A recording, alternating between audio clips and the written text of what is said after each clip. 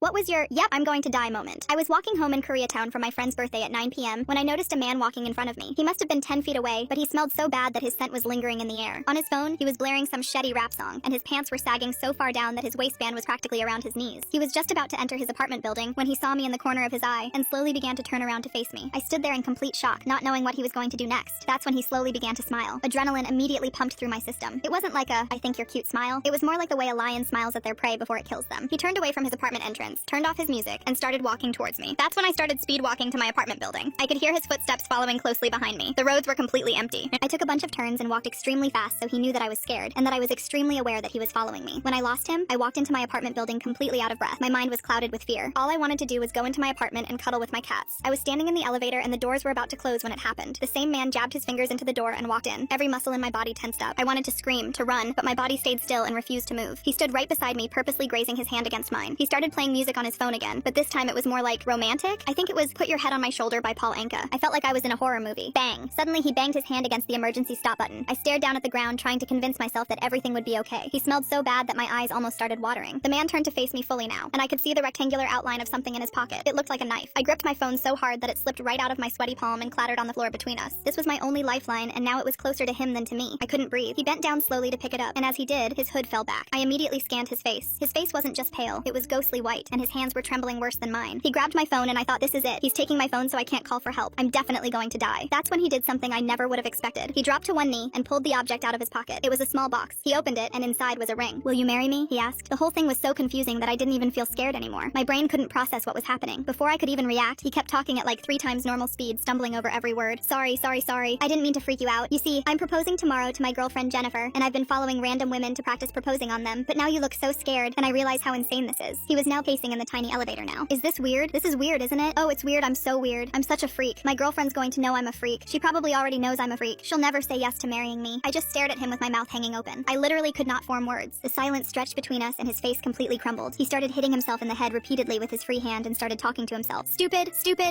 Of course it's weird. Following women into elevators? What is wrong with you? Each hit made a horrible thud sound. I reached for the elevator button, just wanting this nightmare to end, just wanting to escape this insane situation. Please stop hitting yourself, I whispered. He froze mid-hit. Sorry, is that weird too? That's weird too, isn't it? I pressed floor 14 when he wasn't looking, the one I lived on. The elevator started moving again. He was too deep into his mental breakdown to notice. When I reached my floor, I ran to my apartment and locked the door. I'm definitely taking the stairs from now on. They're better for glutes anyway.